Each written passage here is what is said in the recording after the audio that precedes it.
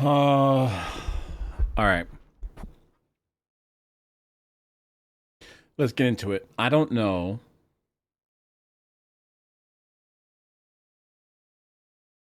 how this is going to go. I don't know what I'm going to use, what I'm not going to use. But today, I just want to capture some parts of the day. That's all I know. May or may not be used publicly. But if it is, and you're here, and I did post this, then welcome to Share the Podcast, where we are teaching people to share their blessings and their bruises to connect with love and empathy. Today, I'm just reflecting on the goodness of God. Today, I'm just reflecting on today. I just have been reminded so many times today, and it's so much that's going on right now. Since I've seen this vision of this ministry, that it's like drinking from a fire hose, and it's overwhelming because I don't know how to not miss it, but then like capture what I'm supposed to capture. And so I just gotta talk it out. But even since this past Friday,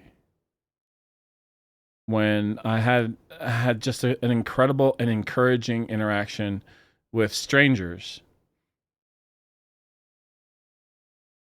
about this faith coaching idea, about the ideas of this ministry, about creating ways to walk people through connection, about the fact that the world splits us, but God is calling me to bring people back together.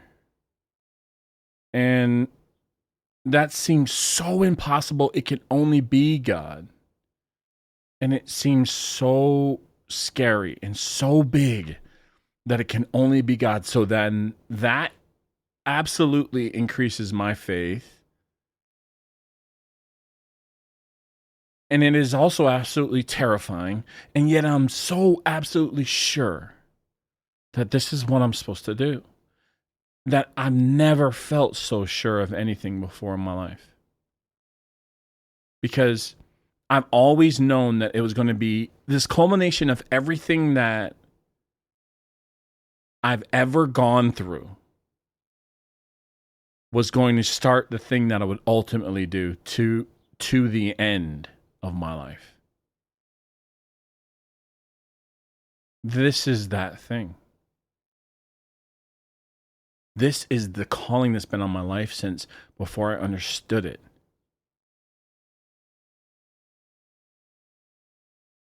And church affirms it. It was about grief. Man, grief is where I began to understand what this calling was all about.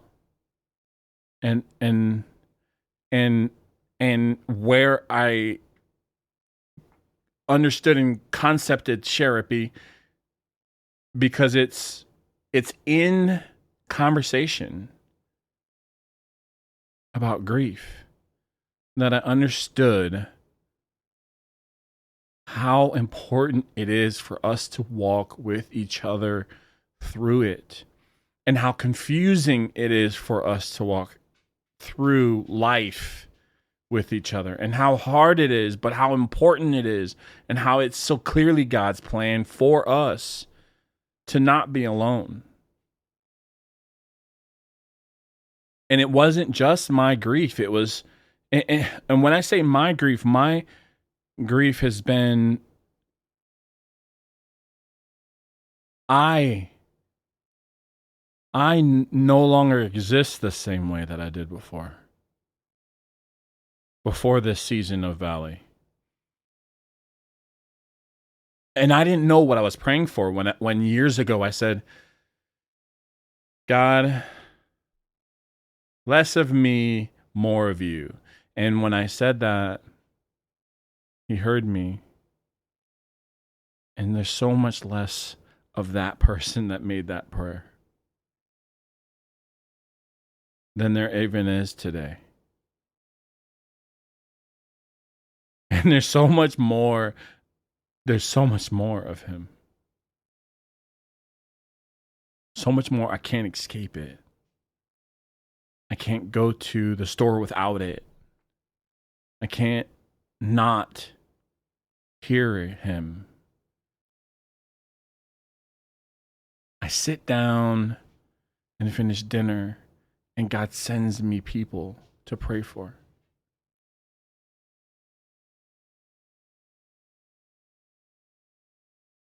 But I hear it when I'm at church and the message is about grief.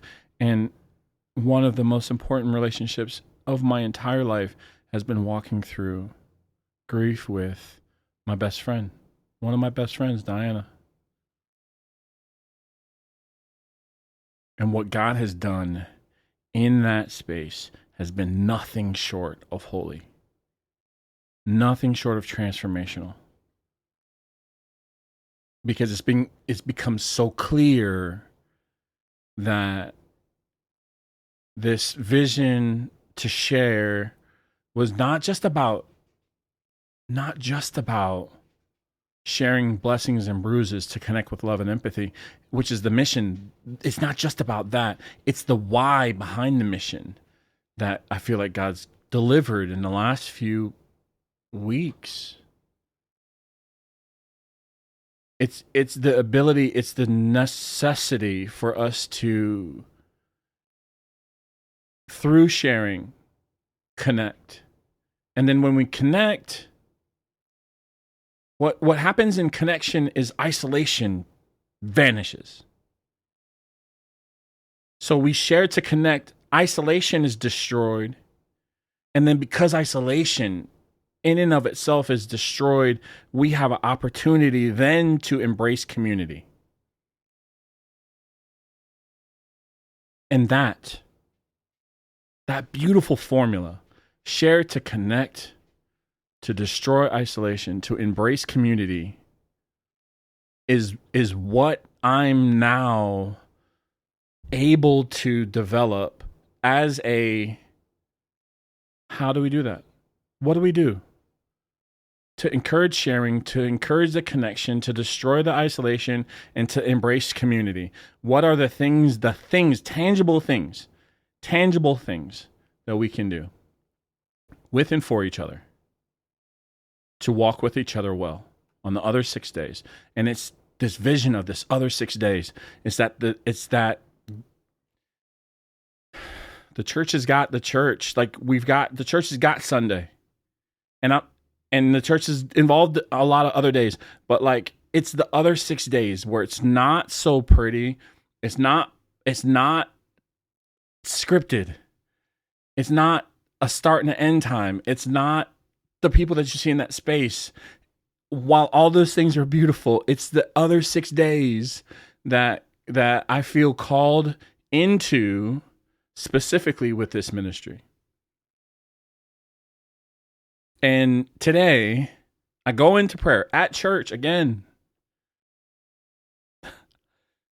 With the amount of impact that my church has had in my life, I'd be remiss. It would fall short of the honor and glory that I have for my local church, for the local church, if I didn't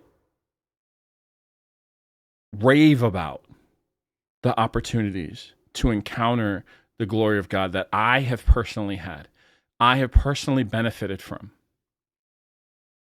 with being part of a church that loves Jesus and that leads people into a transforming relationship with Jesus, which is the mission of Soul City Church, which is my church, which is my home. And it is not perfect and it has not been perfect, but it has been my home. And that's the point. That in and through imperfection, we get a chance. We get a chance to transform. So often these days we throw the pastor out with the holy water and we throw the church out with the community, and that's not it. That's not it.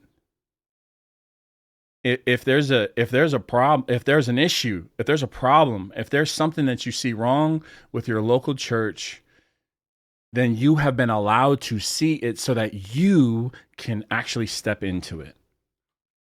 God has given you a gift to discern that thing, to identify that thing, and then to lean into that thing.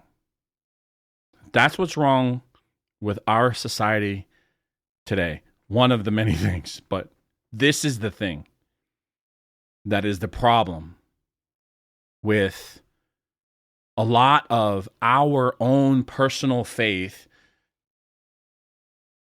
in the church today. We're so easy to dip.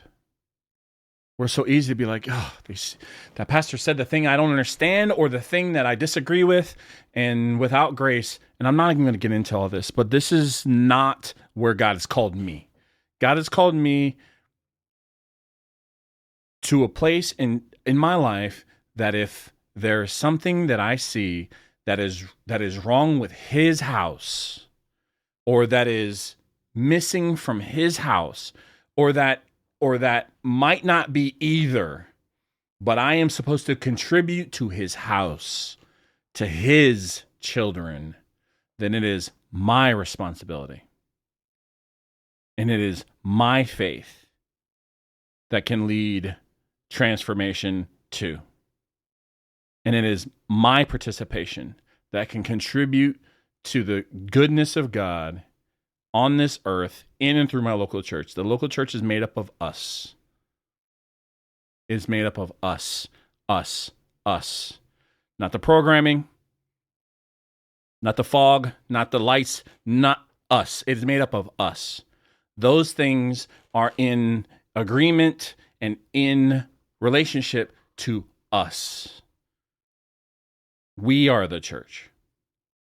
We carry as much of the responsibility for the message, the feeling, the community, the involvement of that church as anybody that gets a paycheck from Soul City Church and every other church in America. It's your responsibility. If God is calling you into a space, if God is showing you something, revealing something to you, you have an opportunity to be offended by that thing and never come back. You're right. And then it doesn't get fixed for anybody else either. Or you have an opportunity to let that offense, lean into that offense and ask God, why am I offended by this? Why is the thing that I don't understand, that I don't like, why don't I like it? Why doesn't it make me want to lean in? Should be the question. Why doesn't it make me want to roll up my sleeves and in unity? We're all on the same team, we say, but on the same side of the ball. Against evil, against corruption, against disconnection, against all the things of the world. And we call ourselves the followers, the church community. Then why aren't we rolling up our sleeves and getting involved? All I know is that I am. All I know is that that's where I'm called. And it is my full-time job now. It will be my full-time business now. To be involved, to be a friend, to walk with people well. It's been the only thing that I've been able to do for the last 4.5, 5 years. So it makes sense. I've been in training. And there are so many affirmations about this next step, this next season. So many affirmations. Today, after the message about grief, that it was perfect for me because it is very difficult to be in grief in many seasons. The season of my kid going to college, leaving the house, like the things that I don't know if I've taught her right. I don't know how well I've done. I don't know how well she's going to do. I don't know all these things, and I'm scared and nervous and grieving the her need for me. I'm grieving the normalcy of like, oh, going to school and coming back home and up get dinner, and that season is changing. But it's changing, and God's doing a new thing now. He's taking her into a new season now. There is the next chapter now. But I'm thankful and grateful for that. Just like the message was talking about today, I am thankful for the both and. I'm thankful that I am both grieving and God sees my heart, and thankful and God sees my heart.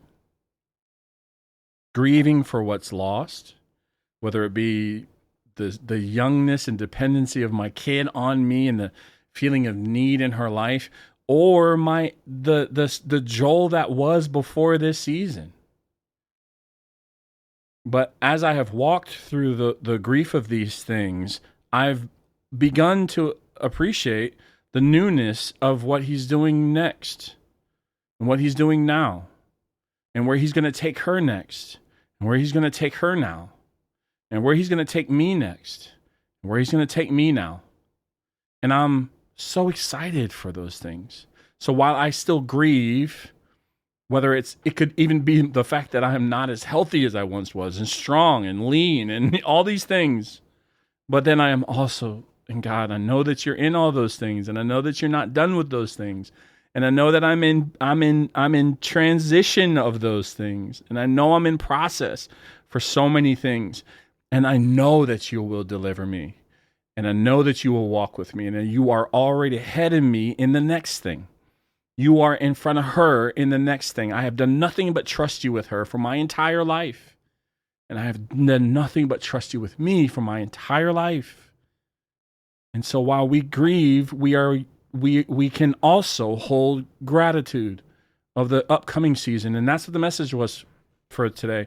And I could not be in a more clearly grieving and gratuitous season. So there's affirmation there. There's fear of starting something brand new. And I go to the prayer hall and I ask for prayer for just what's to come. And I ask for provision about just providing. And he reminds me, he's told you that he was going to provide, right? Yeah, he has. So you don't have to ask for provision anymore. He knows. And I know that he knows. And I trust that he knows. And I've seen him provide in ways that don't make any sense. And yet every single time I get to the end of the month, I'm like, what's going on? But he always does it. And so I have to embrace that as I transition into my next season. And as I'm asking for prayer for that, Peter, he starts telling me a story. He says that God told him to show me.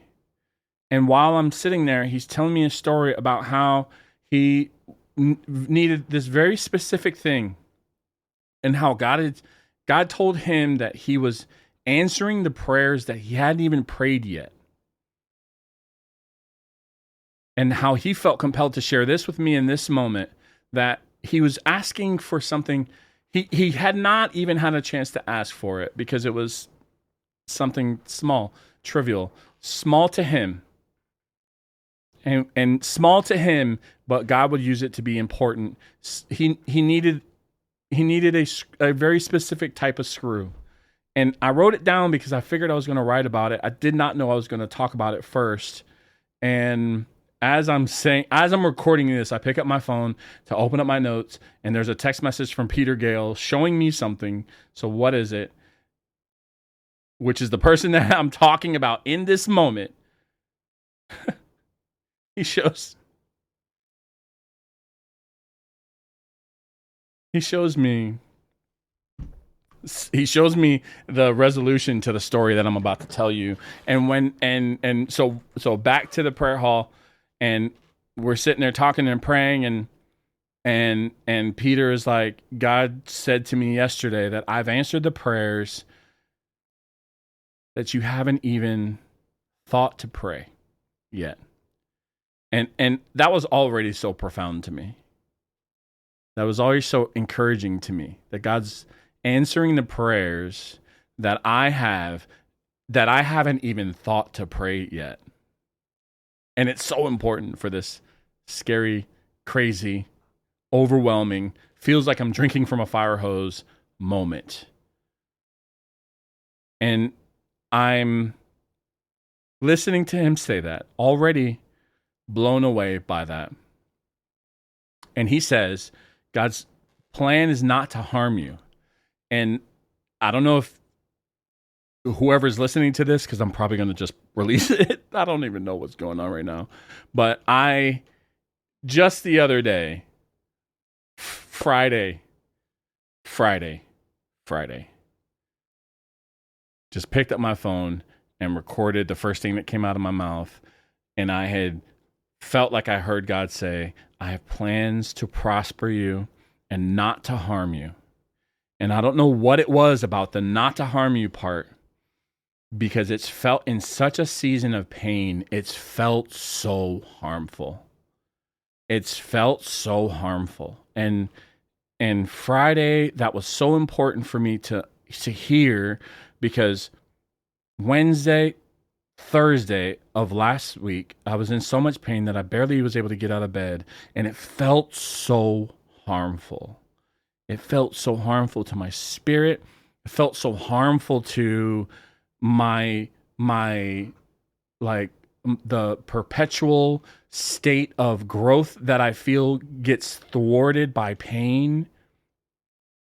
It felt so harmful, and I didn't even realize it. I didn't even realize that I had internalized it feeling harmful, like it was hurting me. Like, God, why would you let me just slip back into this pain and depression so easily after you set me on this mission and you show me all of this? And then I am just in so much pain. I just am just rocked by it. And so for me to hear, I have plans for you to prosper you and not hurt you. And now Peter is using the same exact verbiage in this prayer 2 more days later. Peter doesn't know that I just posted this plans not to harm you scripture just 2 days ago. But God, to me, repeats himself when he wants me to really hear it. And it's been the process, and there's been a couple very specific ways that I can tell you that I've heard from God. And maybe this is why I'm sharing this right now, because repetition is one way that God continues to allow me to get it, because I'm dense and I miss it, and I got so much going on that I'm distracted. And even when I think I caught it, sometimes he just wants to remind me. And so repetition is one of the ways that God talks to me. But there's another way that God talks to me. And I've shared it before, but Peter doesn't know this way. And there's a way where, because I have a logical mind, I talk about how my logic has affirmed my faith so much in my life. How when my mind can start to identify the impossibility of everything.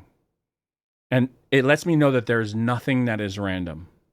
It lets me know that because nothing is random, everything is on purpose. And everything has a meaning.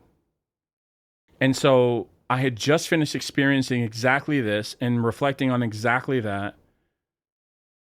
And this is part of the joy of reflection for me too, is that I get to look back and see, like, I walked into the coffee shop and the seat that I wanted wasn't available.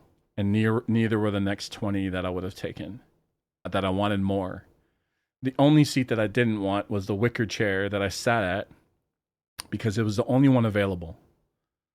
And I didn't want to sit in that wicker chair because I was in pain, and I knew that the pain would be worse after leaving that chair. But I still sat in that chair. I didn't go to the other obscure place. And I sat in that chair, and the people that I sat next to were busy, and they didn't want to talk, and they didn't want to communicate, and I knew that. But still, God tells me and leans in and suggests that I take the guy's trash and I go throw it away. And because I do that, something unlocked in our conversation, And this is what I was representing, and this is what I reflected on being the plan to prosper me, because I needed the encouragement that I would end up finding in these three random people in this random chair in this random coffee shop that I don't always go to, that I didn't even could barely afford going to in the first place. And then I'm here. And then, of course, because I get the nudge to go, the nudge to go, the nudge and urge is an urge, apparently. the nudge to go, the urge to sit there, the urge to take his garbage, my heart was wide open to what God had for me in that moment. And because I was able to connect with him, I felt encouraged. And because I was able to feel, because I felt encouraged, it was easy for me to hear scripture. And the scripture of plans to prosper me led to me posting this thing that this person standing in front of me today had no idea about. Didn't know any parts of that story that I just told you. And he starts telling me about this. He says out loud that the Spirit just told him to tell me about this completely random thing that had happened to him, where last night, late about 9 o'clock, he's working on his bike. There's a bolt that he hadn't. There's a bolt that he needed, or a piece that he needed, because the neck of his bike was stripped, and he wasn't gonna, buy a new bike or buy the $50 part to fix it. Figured he could fix it himself. He drills a hole that's exactly this one dimension, and he needs and I wrote it down because this is where God talks to me often, is in the details. He needs a 5/8 inch hex head, self-tapping, case-hardened screw. And there's 4 qualifiers. Now, if you know me and have spoken to me in my faith long enough, or you have heard me testify, you will eventually hear me at some point break something down into the impossibility of the details that go into something being truly not a coincidence. In other words, the more check marks that you need for something to fit, the more impossible it is to find that thing, according to numbers, rational numbers, according to the fact that out of all the classes that I never thought in a million years that I would enjoy, for some reason I was good at statistics. And so statistically, the more variables that are needed to come together, the more impossible something is. If you need one variable to happen, it can be one of 100 or whatever. I need a screw. I don't know. You need a screw. Okay, I bet that's only one thing. That's only one variable. You need a screw. It'd be one out of however many different types of fastening device you would have in your jar. But now you need a 5/8 inch. That's a very specific size. You need that specific size to fit that specific length of the piece mechanism of your bike.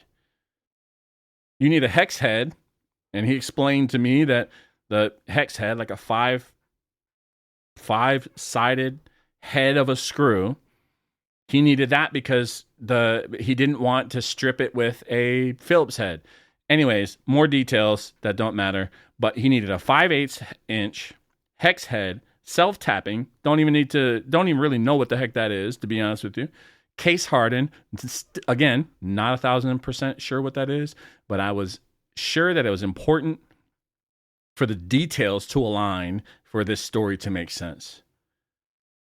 And he looked through everything that he had.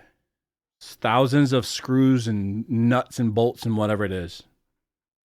He does not have the exact screw he needs. He may have all the other things, but it doesn't have the fourth thing. It may not be, maybe it's longer than it needs to be, or the different type head than it needs to be, or not self-tapping, or whatever it is. He did not have the right piece. And it was late last night, and he figured today at some point he was going to go by Home Depot And today he gets out of his car at Soul City. He gets out of his car and is walking into church to serve on the prayer team because he's a good and faithful servant, and he serves on our prayer team faithfully. And he's up at 5:00 in the morning to be to church at 6:00 or 7:00, whenever the call time is, to be here before the first service. And he gets out of his car and he walks up and he looks over on the ground randomly. And he picks up this and he sees something shining out of the corner of his eye, and he goes back and he picks up a 5/8 inch hex head, self-tapping, case-hardened screw. And he had just had this feeling that God was telling him that he was answering the prayers that he hadn't even prayed yet. And that he was supposed to share that with me in that moment. And I just sat there in awe. I sat there in awe of the fact that I'm looking at, and this is going to be the picture for this piece. I'm looking at the 5/8 inch hex head, self-tapping, case-hardened screw that he never prayed for, but that God had already told him he was providing for him what he didn't even know to pray for yet. And Peter was like, I didn't pray for it. I didn't ask God, hey, God, give me a 5/8 inch hex head, self-tapping, case-hardened screw. He never said that. He never prayed that prayer. But in other circumstance, in other moments with God, he had reassured him that he was providing for him in the place that he hadn't even prayed yet because of his faith. And that God wanted him to share that with me today. And so he pulls out this screw and puts it on the table. And that is exactly what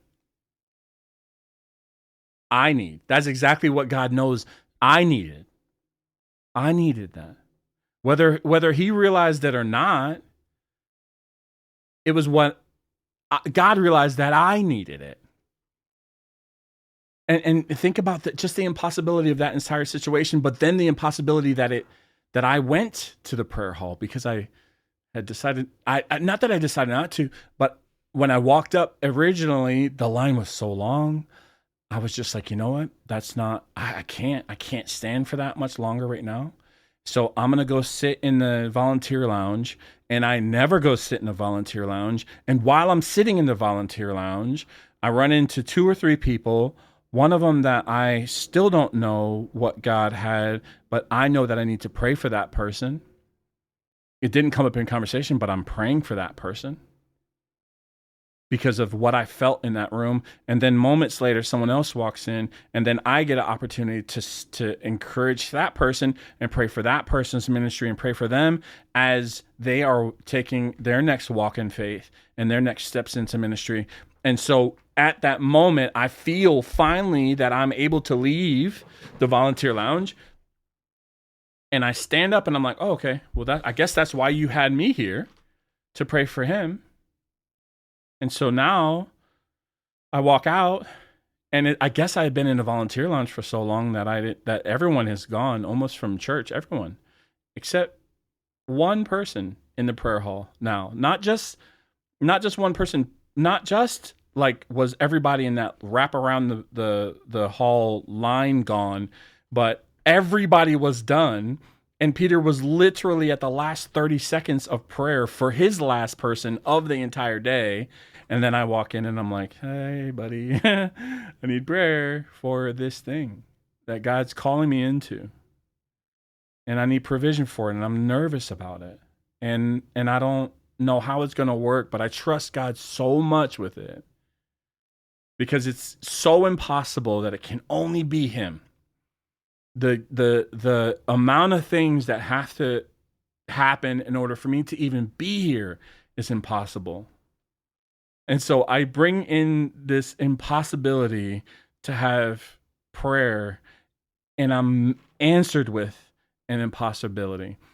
because that's what God knows that encourages my faith. He knows that's that what that I just get to delight in the impossibility of God's blessing, the thing that you can never imagine, the way that you had planned and the way his plans was 10 times better. And then I get an opportunity to have this situation that Peter regarded as already a representation of what God had already put on his heart, that he was receiving the things that he had not even prayed for.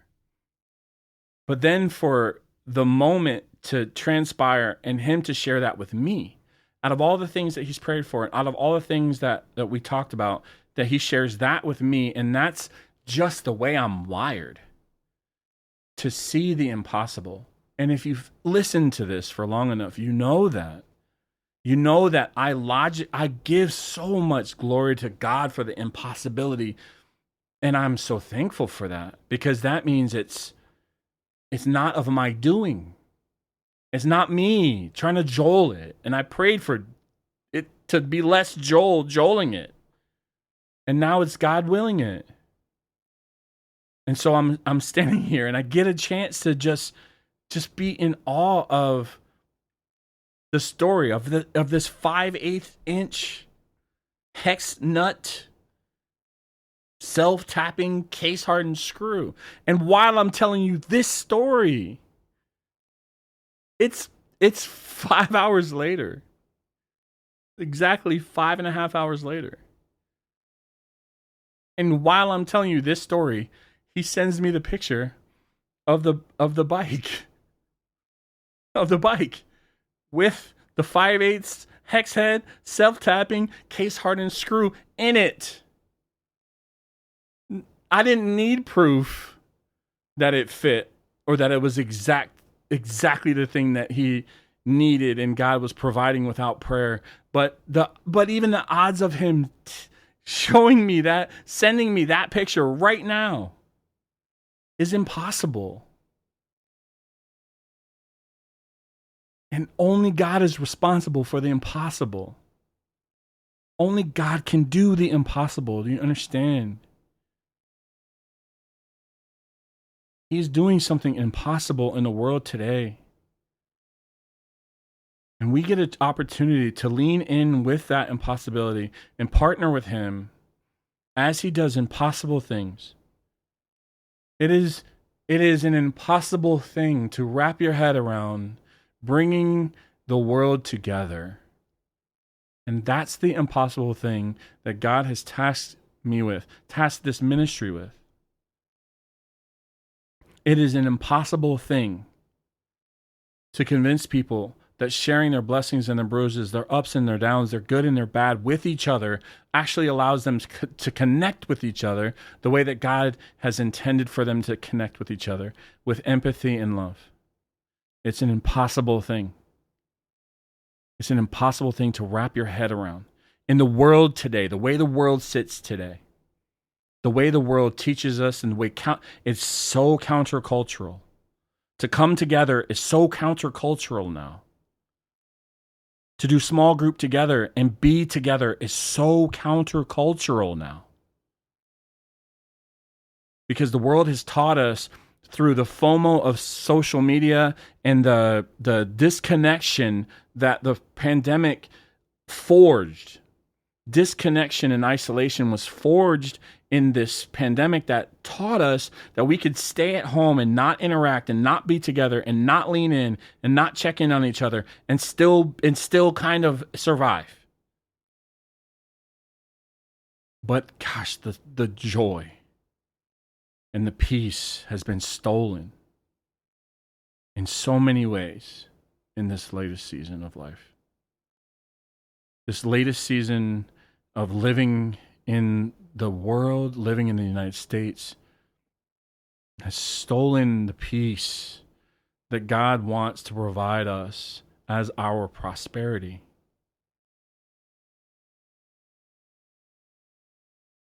The world wants us to feel alone, wants us to handle it alone, wants to discourage us from connecting or reaching out, because I'm a bother if I reach out and I ask for help. I'm a bother.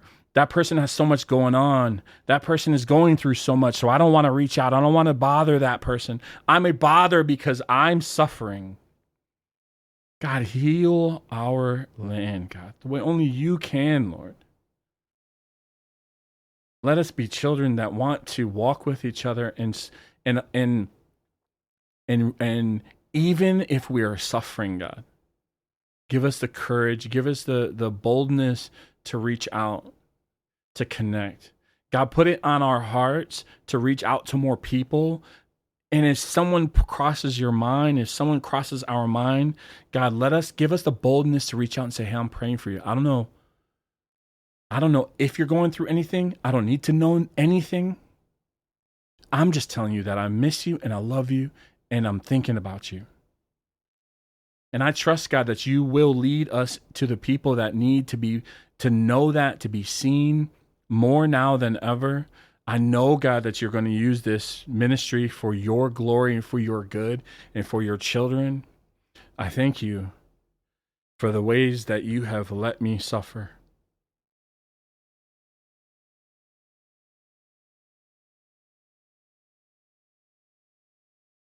I thank you for the ways that you will use that to walk with your children. I pray that this is a mission of God. I pray that creating connection, one by one, two by two, group by group, class by class, conference by conference, whatever it is, stadium by stadium, thank you, that you will grow this movement of connection and this movement against isolation, Lord. You told me years ago you told me years ago when I said, you are not alone and we're going to prove it. You told me years ago. I didn't know what it meant, but I made it my Instagram caption, my Instagram bio, and I don't know why. But you told me years ago, you are not alone and we're going to prove it. And I didn't know how, I didn't know what tools you were going to bring. I didn't know what tools you were going to bring for me to share. I didn't know what things you had to teach me, Lord. But I am so thankful for every single lesson. I am so thankful for every single lesson to come. I pray that I am never never more than a student, Lord. I am never more than a student. I am never more than a servant. Let there be a word, Lord, that replaces leader with servant. Maybe it's servant with a capital S or servant capitalized. I don't know, God, but I just want to be that. I don't want to be anything more than a servant to your children. And I'm so thankful that you will turn my pain and the pain of so many of us into the promises that you have given your children. You are close to the brokenhearted. And let us be that to your children. You have shown us so many different ways to connect with each other, Lord. Bless our effort to show more people how to not be alone, how to walk in family, in the family of God, together. I pray, Lord, for the person that feels like they're in darkness and that they're in despair. I pray, Lord, that you hold their heart. I pray that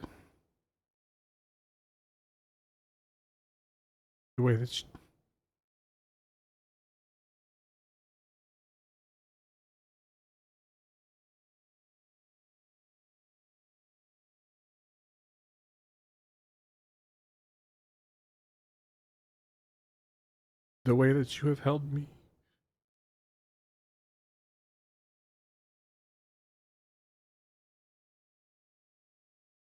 the way that you have helped me and you protected me when I didn't know.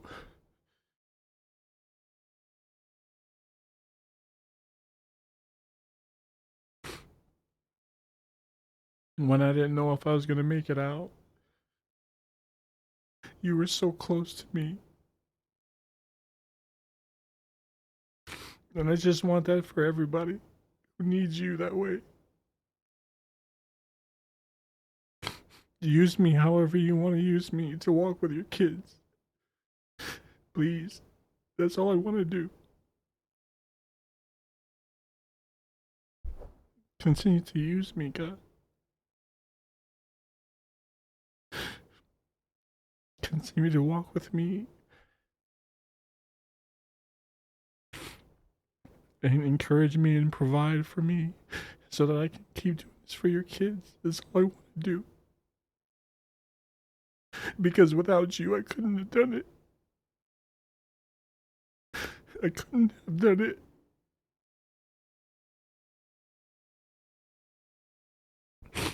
I love you so much. So much. And I just know that your kids need you.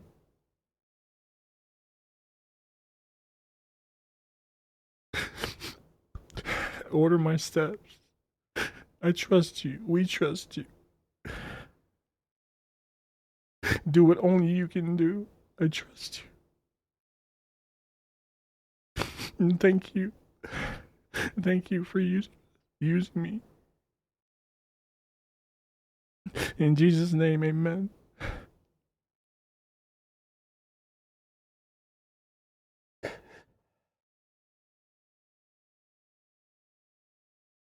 I thought I was done crying today.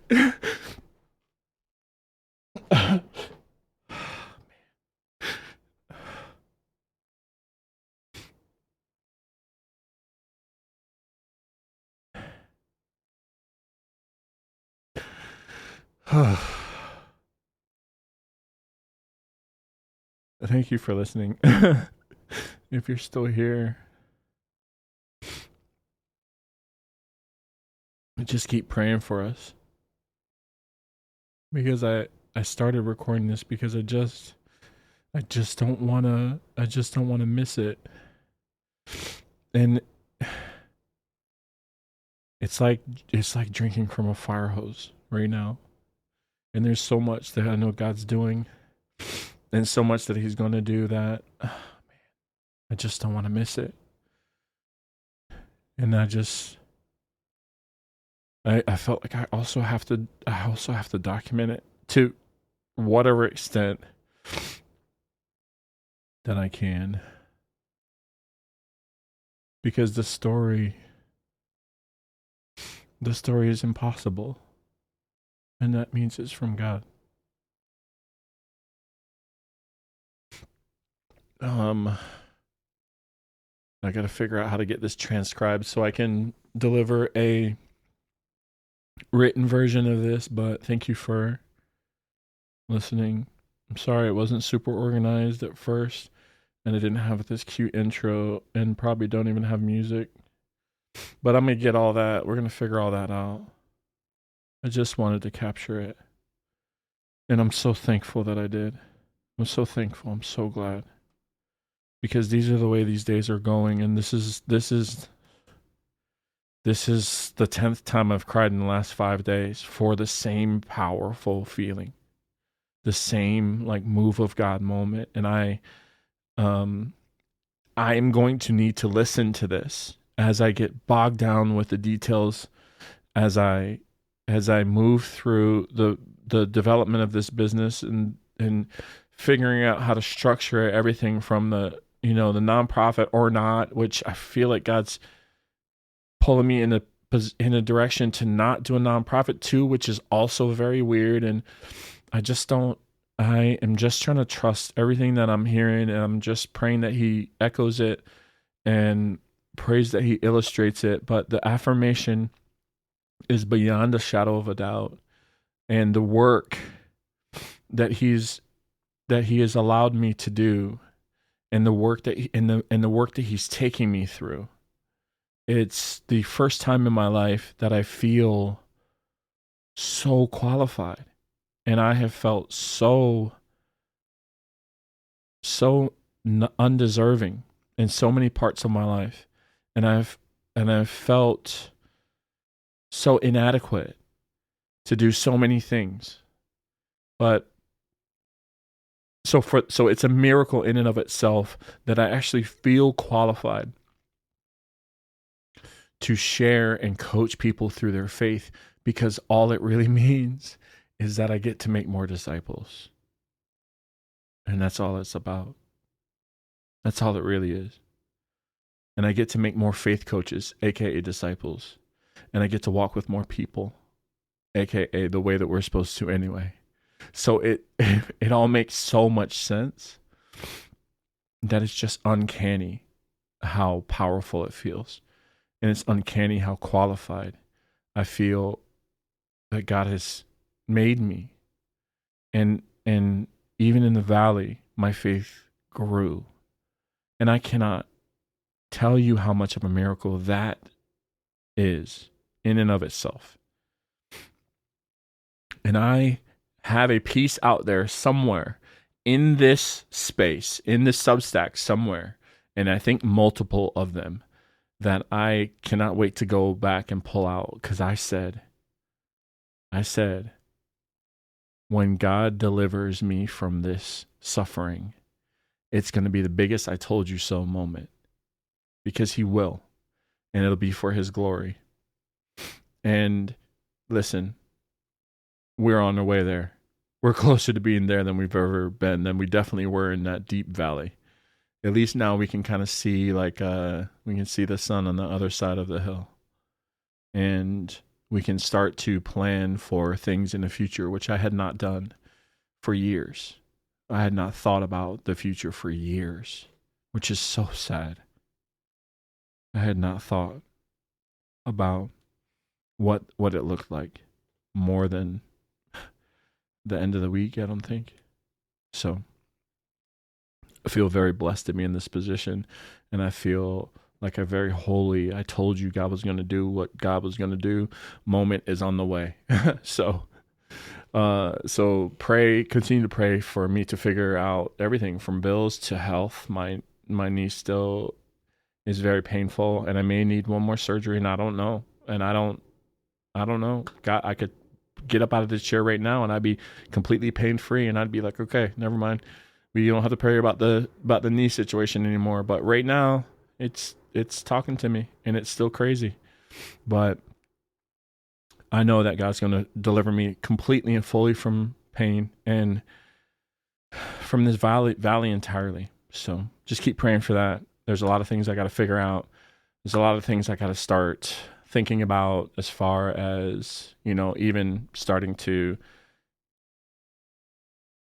think about like team members and people being part of it, editors and stuff like that I need to kind of think through for what we're all doing. And pray for this podcast because I guess this is one of the first episodes I've actually kind of gone into anticipating it like it's a podcast, not just writing something out and then reading it. And so the podcast being an oral version of a written work. This is, I don't know. I got invited to be on the podcast this coming Friday. So that's going to be really cool. But while I was even in conversation with that guy about being on his podcast, I said I was kind of outlining some of the things that I feel like God has got in the future of Share the Ministry. And I said, probably going to end up doing a podcast at some point. And he was like, I was going to say, you don't need to be on my podcast. You need to be on yours, because the way you talk it's like you speak as if you were on a podcast already. And so I'm excited for what God's going to do here. There's another episode that we're already going to be working on. So support this however you can, however you feel led. I got an email address, joel@wehavetoshare.com. or info@wehavetoshare.com is now active. So if there's anything that you need prayer or support in any kind of way, if you have any questions about what we're up to, if you have any ways to help, we're open and available for all the things right now. And I have got things to do to legitimize, in the eyes of man, but I can admit that this has been in ministry for a long time, and it's just time to take some of the next steps. It's time to take some of the next steps to share this gift with more people. So that's where we are. Keep praying for us. Thank you. Love you. God bless.